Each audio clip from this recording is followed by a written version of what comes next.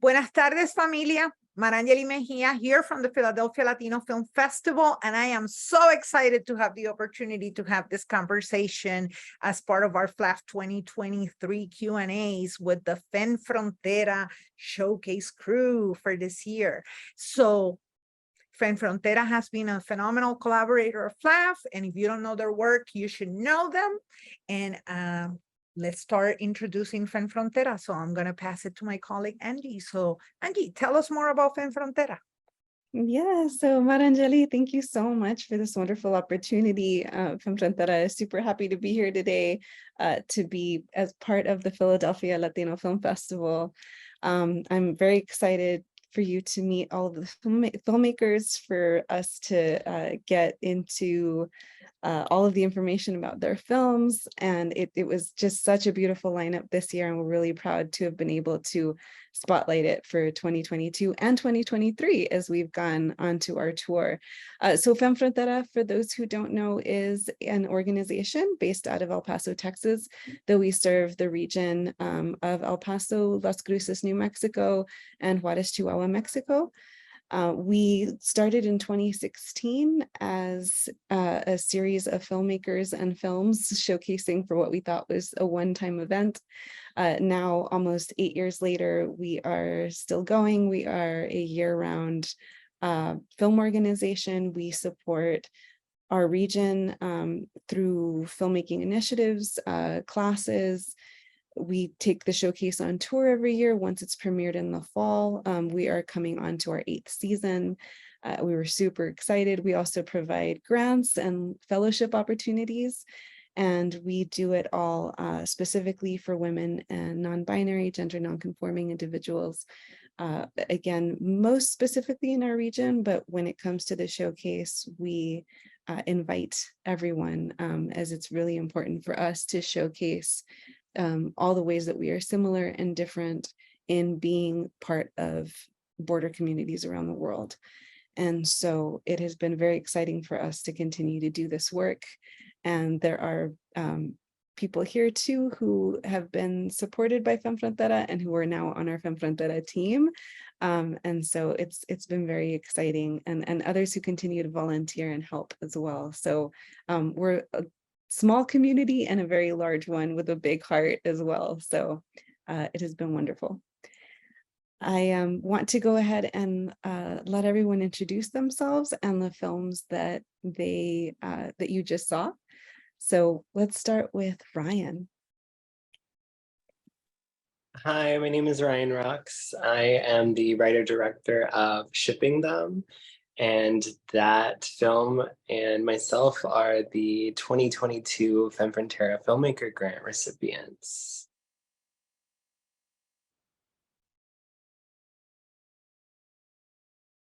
Shall we go to Manis? Hi, my name is Mariana, but people call me Manis, Mariana Góngora.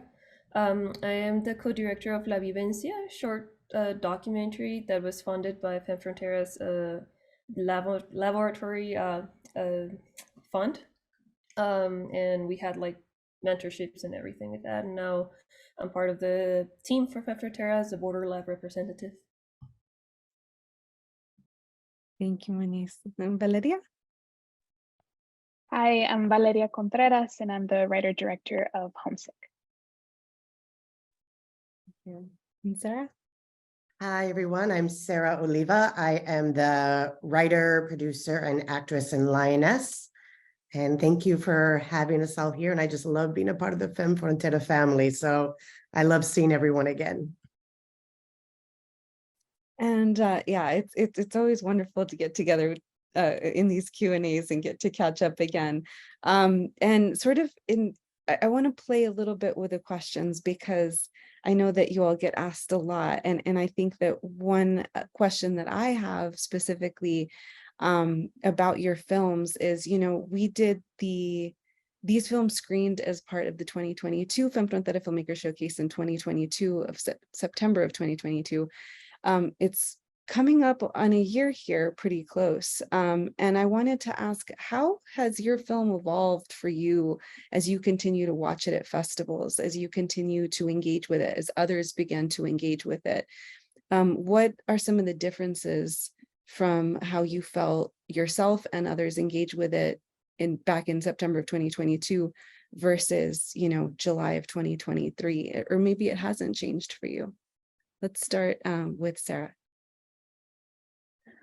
Well, it's interesting for me because I haven't revisited it in so long.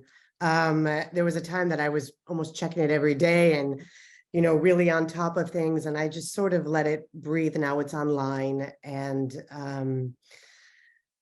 it feels so long ago, but at the same time, it feels when I hear people's responses or when I read them online, or it's as moving as it was the day that it happened. So the day that I was at the festival, or the day that I was involved with the audience. So it's interesting to have a little step back from it. Very cool. Valeria? Yeah, thank you for that question. It's a really thoughtful and wonderful question, because I feel like, as you know, the year has gone by, it definitely has changed. And I think what's been really amazing about going to different festivals with the film and seeing engagement from communities across the country, you know, I really love seeing how kind of the film speaks to the other films in the same block. And I think like that sort of brings to light different things about it that maybe you know, is new every time. I feel like I remember when you were talking about what brought all of our films together for the Femme Frontera Showcase was kind of exploring this idea of home. And I think that was like a beautiful thing to see in Femme Frontera Showcase. And then going through different festivals and seeing Homesick play with Femme Frontera or in different blocks, and seeing, you know, different themes also come out a little more strongly when it's juxtaposed with films, you know, that are, you know, different and yet the same, and seeing how different communities can tell the same story or bring out different themes in it. And so I have gotten to see things in it that, you know, are kind of wonderful in retrospect, of like, oh, I don't know if I necessarily tried to do that, but now that I see it next to this other film, I see, you know, this great thing that kind of speaks to both of them. And I think that's to the appreciation of curators like Maria Angeli, of, you know, the work that you all do to put together films in conversation, just really kind of brings out different themes in all of them. So I think that's been a really wonderful thing to see. Thank you. That's so beautiful to hear that contrast. And Mariana? I have seen like big and small differences. Sometimes it's hard to acknowledge those. So it's good to think about that. I know that when the film came out and that we were figuring out how we wanted to tell the story, what story we wanted to tell, because it was like at the beginning were 5 stories and we had to choose one because we only have 15 minutes to show. At the beginning, it all started with like me wanting to explore my own identity of being from 2 places at once. So it started with that like individual curiosity, and then it turned into this collectiveness of people telling their own experience at the border, in border towns and the borderland. So it was just very nice to find community that have different experiences, but we have like these similar feelings towards what being in the border and crossing back and forward means, and having that having to know that, or having to meet that thought while me trying to explore my own identity, it was really helpful. Not to mention that like through the whole process, now that it's like it's being on their last days of their film run, or the film fest run, showing it to like my hometown, and like having women and people who wouldn't approach to do film as much because they're scared, like having approach to us and having like asking questions of how do you get involved. Like for me, that was a big change that I would have never thought or considered. So I do think that this film, although small, like it's still a very big deal in regards to how we do inspire other people to tell these other stories, or find other ways to represent other stories. And yeah, that's my answer. Beautiful. Thank you. And Ryan?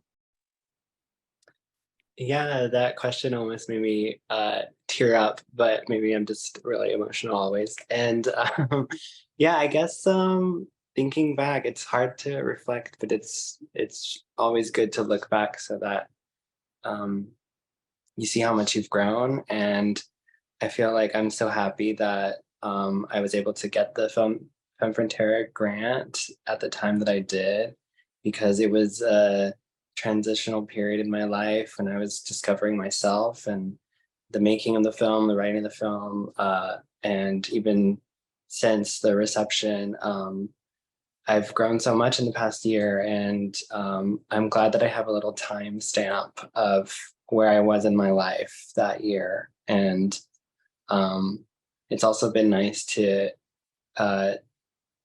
get what I wanted out of the film, which was to reach queer youth and their families, and hearing parents say that I thank you for making this. Now I feel like I know a little bit more about how to talk to my child, or kids reach out to me online and tell me like they look up to me. It's just like, that's what I do. I do this for, and that's what I wanted out of this. I'm so happy. And also just hearing stuff from Australia and the UK and Mexico.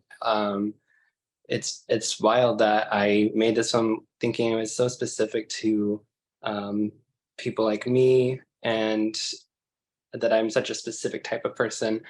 And yet it's been resonating with people all over the world and of all different backgrounds. And I think that's beautiful. How exciting. I mean, I love the thought of, you know, that all of this has been sort of an organic, natural evolution of, you know, how you all conceptualized it versus how you all saw it during the production of it versus how it has evolved over time in terms of how people feel. And it's also, I think, a big part of how our world is changing and how that influences our perceptions when we see films. So my next question is, how have these films influenced how you work on your next projects? What did you learn most from making your films? And anyone can jump in.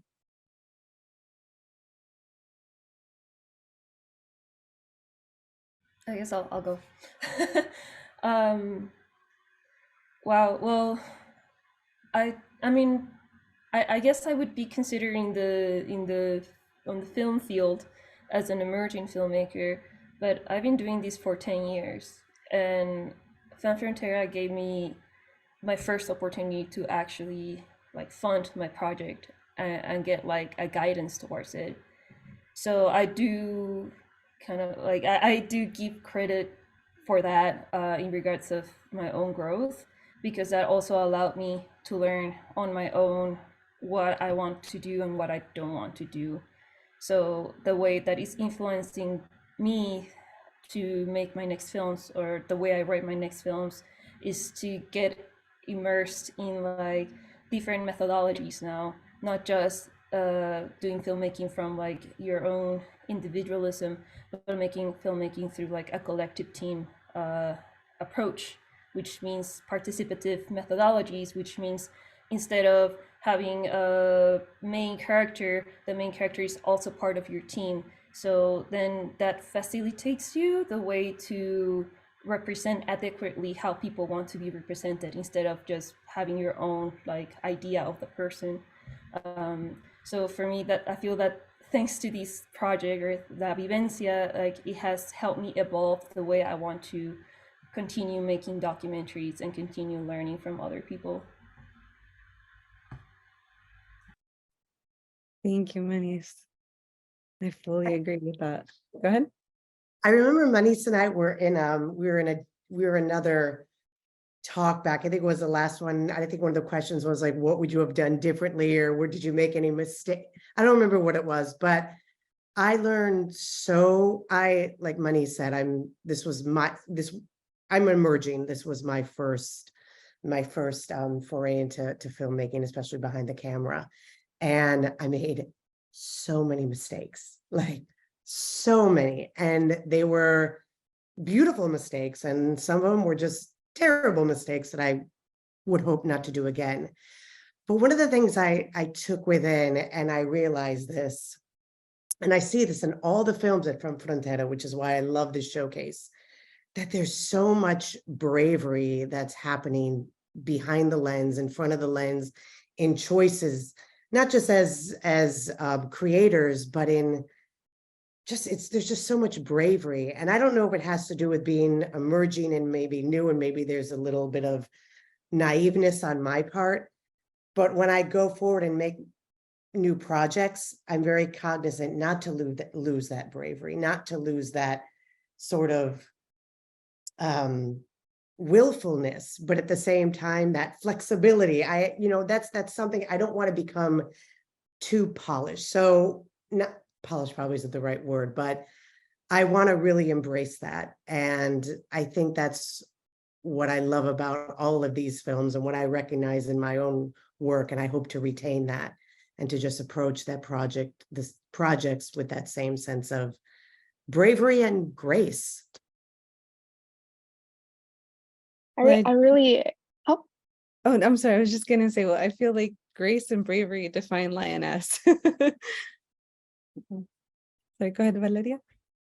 oh, I think that's so beautiful, Sarah, that, what you're saying, and it inspires all of us to hold on to that, I think, as well. And I think just to add to part of that, I think bravery and grace too is learning through this experience. This was also my first film that I've ever made, and how and my first experience really with filmmaking is just how beautiful it is to collaborate. I feel like a lot of other art mediums, you're kind of in your head and doing like a painting on your own or drawing on your own or things like that. And I think filmmaking or collaborative projects have really taught me, to have the open-mindedness and ability to trust others and really create something together. Like it's not just my film, it's our whole team's film. Our whole team, really gave their all and left their fingerprint on this film too. And I think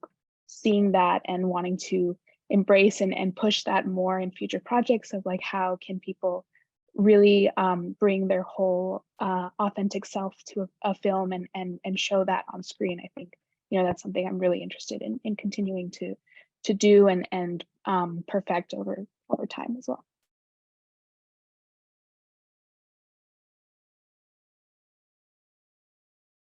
Absolutely. It's just always something to strive for and remember. And everyone, that has showcased with us, it's vulnerability, rawness, like I think we keep going back to that a lot. Any other thoughts on this question? Can each of you discuss the kind of work you do as filmmakers, the purpose and intention behind your work? What are you aiming to achieve? And again, whoever wants to jump in.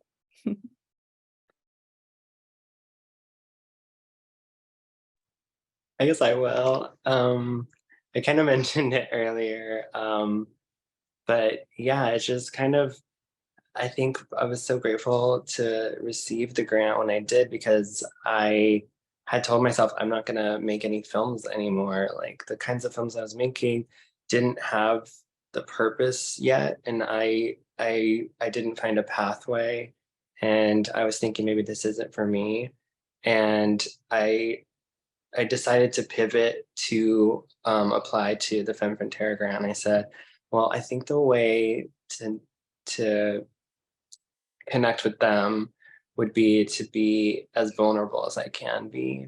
And so I wrote as vulnerably as I ever had. And so I think that is no mistake or accident. I think getting the grant and being able to do that, and it was kind of like a door opening and realizing, okay, this is the pathway. I think I need to just trust myself, and no one's going to tell a story like I can about myself. And it also helped be a means of therapy. And not just for myself, but for people on set and now for people who watch. And so I just think moving forward, that's my goal in life and my calling, and I'm glad to have found it. I just want to create queer stories, you know, that are inherently Latina or queer because they're coming from my lens. And so for other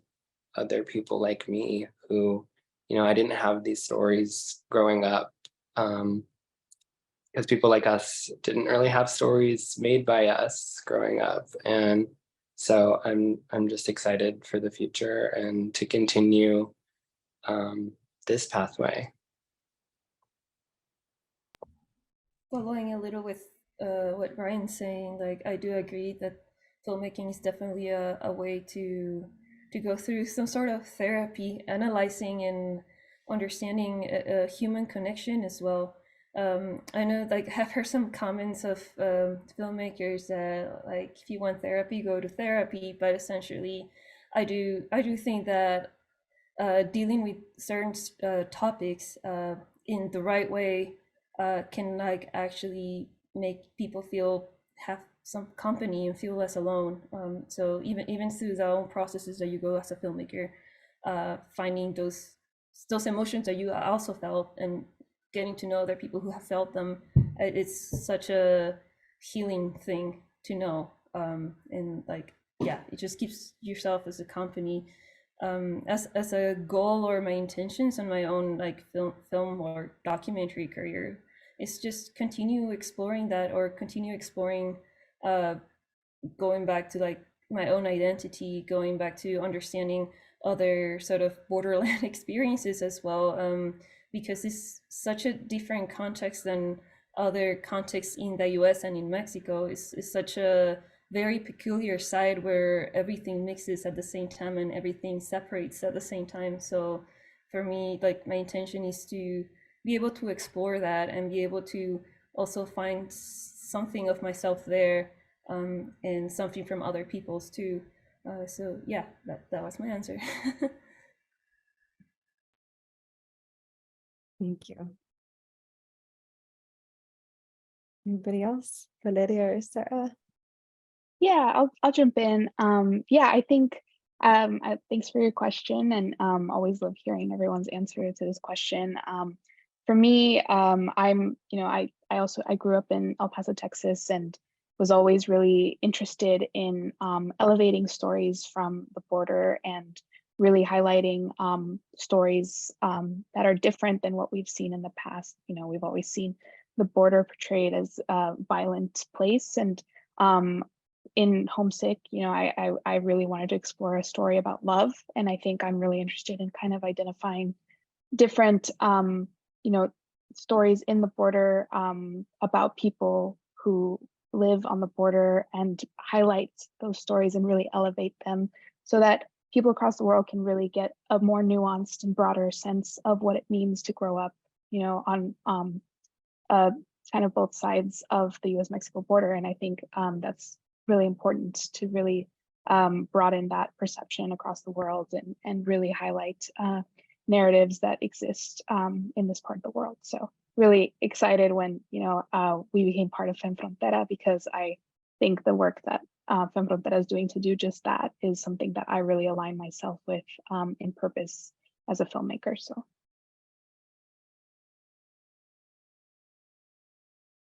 My intention moving forward, making films, will always be the same thing. It will always be just to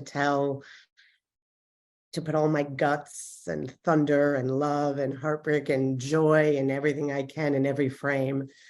And sometimes it may land and sometimes it may not. But we all have these incredible stories to tell, and nobody can tell them like we ourselves individually. So to really honor that. As far as Lioness, I just intended to make this film with the hopes that maybe people that needed to see it, humans that need to see it, would see it, and maybe it would resonate. And it's gotten exciting because now we're in talks with an organization, the Domestic Violence Center organization, that's going to be taking this more nationwide and showing it at safe houses, and really that that's it. That to me is the greatest thing that anybody can do, is watch our work from beginning to end. And all that I ask is to just stay with us, stay with me from beginning to end, and, just have the belief that it will move and travel. Thank you all for all of those, and also very raw, very vulnerable answers. Even in the way that you talk about your films, it's a consistent theme that I love to see, and I appreciate you for sharing. Who is your creative, sorry, dogs, who is your creative community, and how do you support one another?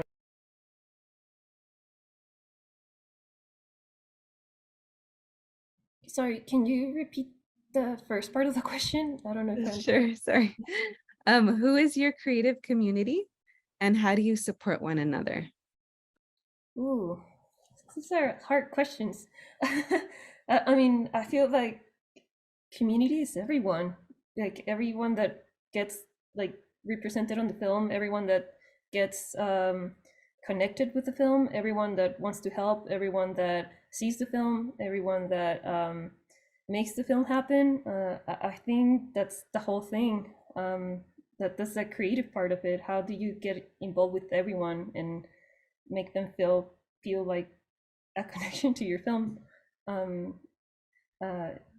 Yeah, and I think the way to find it is just, I don't know, like for example, when I got the Femme Frontera fund, like I posted the application and asked who wants to be my team, and then I got so many messages of people who wanted to be part of it, and just by that I was able to like see that people are interested. They're just like, they just need a little push.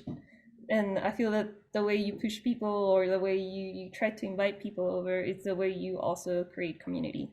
But the creator community, I feel, is everyone that gets involved in the film, from viewers to like the people who created. Essentially, that's, yeah. Awesome. Who else wants to share? Yeah, I think to add to that, definitely agree with everything Lenny said. And I think also the privilege of being part of Femme Frontera is that we found each other. I think that's also like a beautiful thing. I consider everyone on this call, part of my creative community, and any way I can help elevate your stories or help on future projects. I think it's a gift that this opportunity allowed us to meet each other, especially in a world that's so underrepresented of people like us. And so I think I really appreciate that. And also just, yeah, everyone on my team for this film, and everyone I've met in making other films as well. As a producer, worked on many other films that I've been able to find creative communities that way. And also just being open to meeting new people who want to be part of that creative community. I think that's also really exciting for the future as well.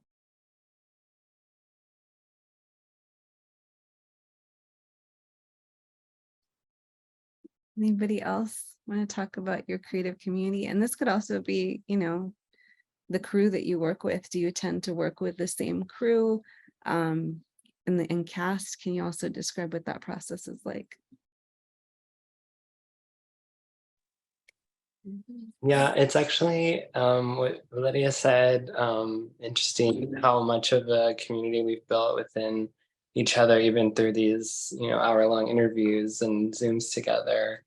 And now going into my new feature film, Hidden Flora, my niece is a producer and helping so much. And just yesterday, Valeria reached out and offered, like, anything I can do to help, let me know. And I'm sure Sarah would do this thing.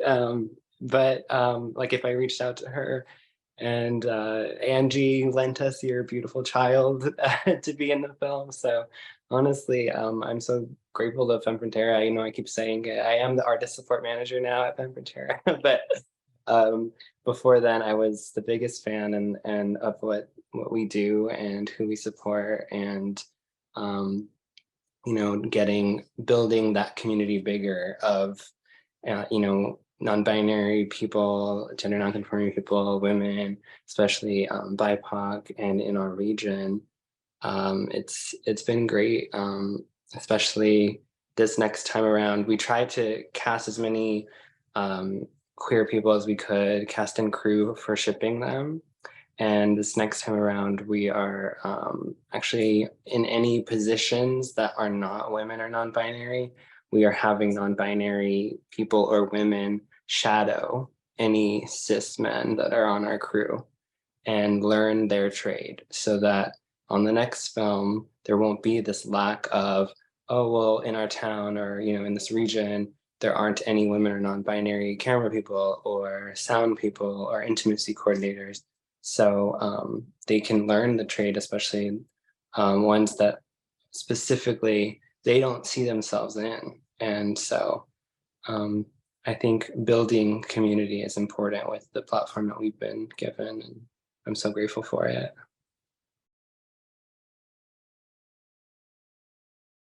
Awesome. Thank you. God, that's so cool to hear. I'm very inspired now. Did anyone want to have anything else to say about this question? I do. Before, yes, I just want to double Ryan. I mean, that is, yes, what an incredible idea. It's so inspiring. I have to sit with that a while. And yes, you know, I'll absolutely help in any way, shape possible. I mean, as soon as you said that question, Angie, I was like, well, I'm looking at them. I mean, that's your community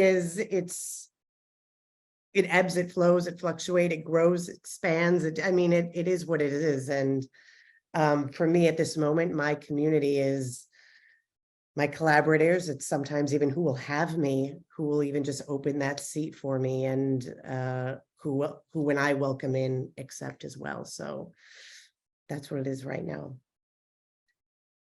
Beautiful. Oh, that's so cool.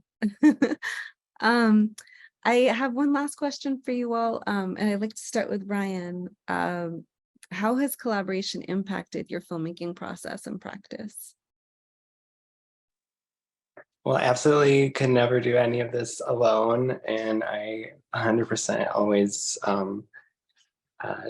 reflect on that and try to make sure that I keep my crew happy, and whoever they've mainly stuck with me, but I'm happy to see some of them elevate to bigger productions, and you know, I'm totally fine with that because that's their path and journey. But I've been fortunate enough to work with a lot of the same people, and they're just so great, and I feel like I want to support them on their projects, but they're always willing to support me, and I always seem to be making something new. So I hope in the future I'll have time to just return the favor, because I'm so like eternally grateful for them and all they've done for you know, storytelling, and collaboration is very key to all of this.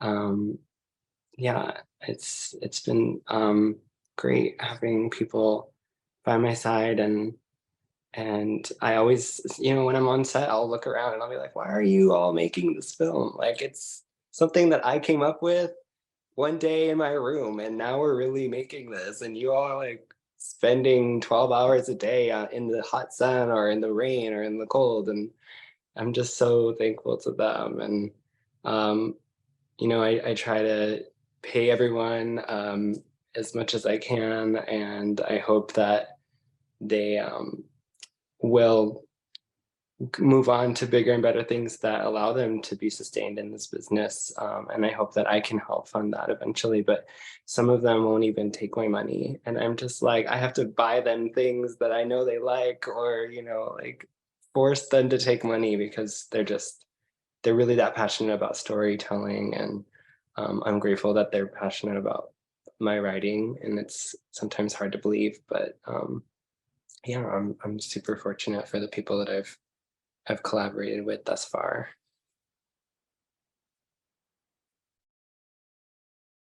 Angie, can you repeat the question?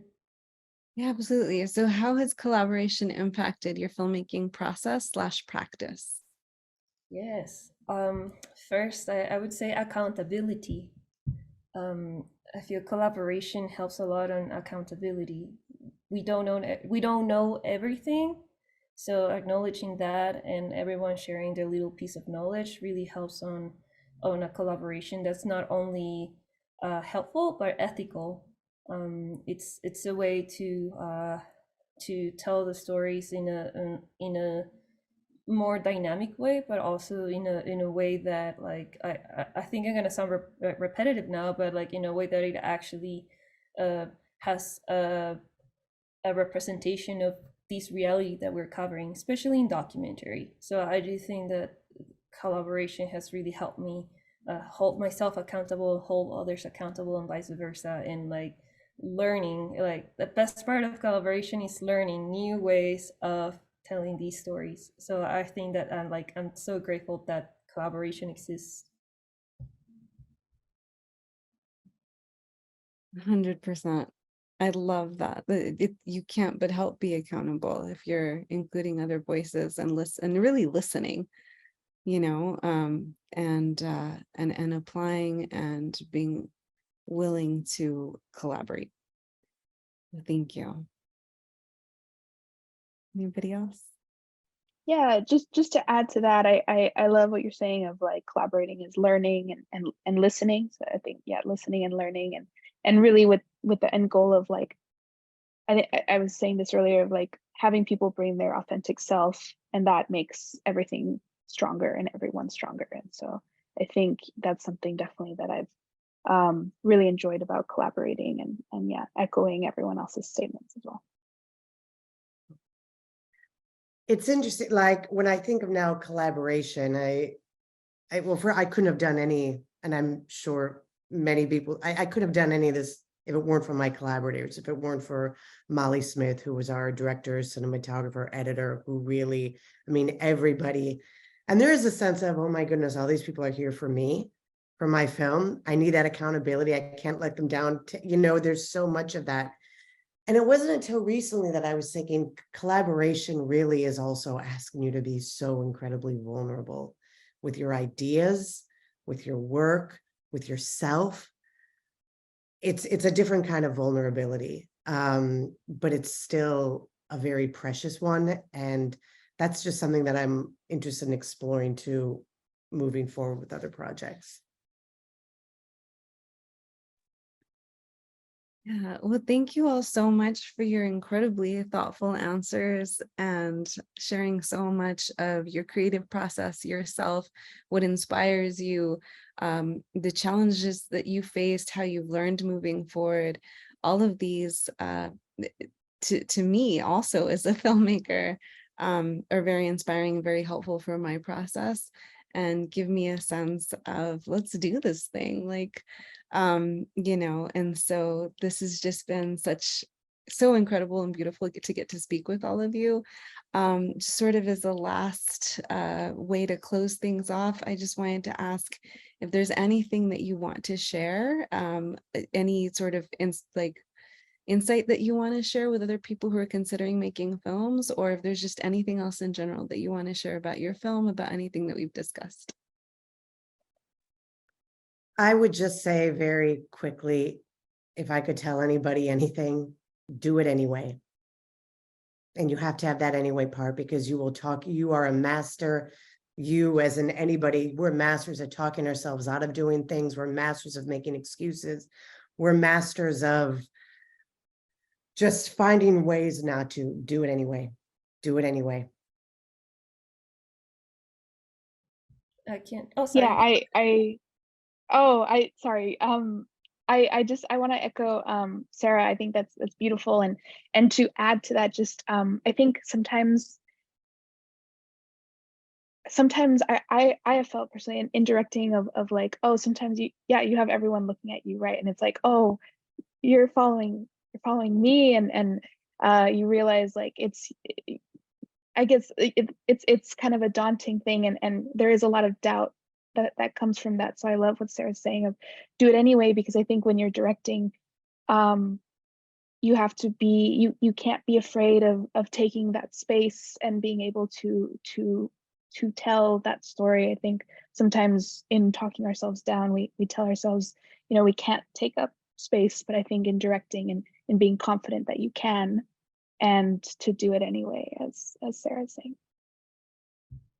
I'd like to add that if you can imagine it, you can see it. You can see it. It can happen. Like if it's in your imagination, it can be on paper, it can be on visuals, it can be on a painting, it can be on any piece of art. So it's just about continue imagining it and like writing it down, describe it. And it might be hard at the beginning. It might be unorganized at the beginning, but if you can visualize it in your head, you can probably make it happen. It's just, you just have to be creative and continue doing it. You're gonna screw up and you're gonna make a lot of mistakes, but it is what it is. That's the path to get to where you want to do.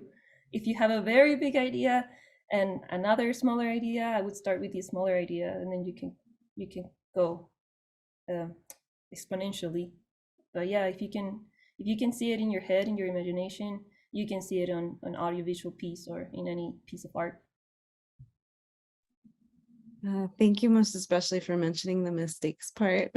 I think that's the biggest thing where you're like, I just don't want to mess it up. Let's just not go there. But in my personal experience, I found that sometimes the most beautiful things come from mistakes themselves.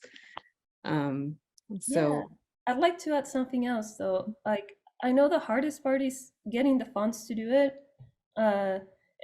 So if you have the opportunity to find like a workshop or like something that gives you access to like how to write a proposal or how to figure this out, take it, because that's going to help you like most probably like 50% to make your film happen. If you find spaces like Femme Frontera or spaces that offer you those type of mentorships or workshops, like try to get into it because it really helps. Thank you so much for sharing that, Moniz. And yes, do the shameless plug, like Femme Frontera. We do offer classes, and those that are in person are of course offered exclusively in our region, but those that are offered online are offered for all of y'all. And please take advantage of that. We have so many different classes that you can look up on our website, femmefrontera.org. We also provide seed grants for, again, those in our region, specifically in El Paso, Las Cruces, and Juarez.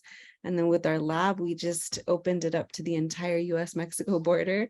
We have selected a fellow, and we're extremely excited to work with Moniz in this capacity, now going from fellow to someone who's going to help the next generation of fellows. And so it's a very exciting time for us. You can, again, get all of that information. We continue to have these wonderful films on tour, screening hopefully in a town near you, and sometimes screening virtually. So you can also find that information on our site. I want to thank the Philadelphia Latino Film Festival. Marginality, thank you so much for having this space for us to have these beautiful conversations. And thank you so much for all of you for joining our conversation today.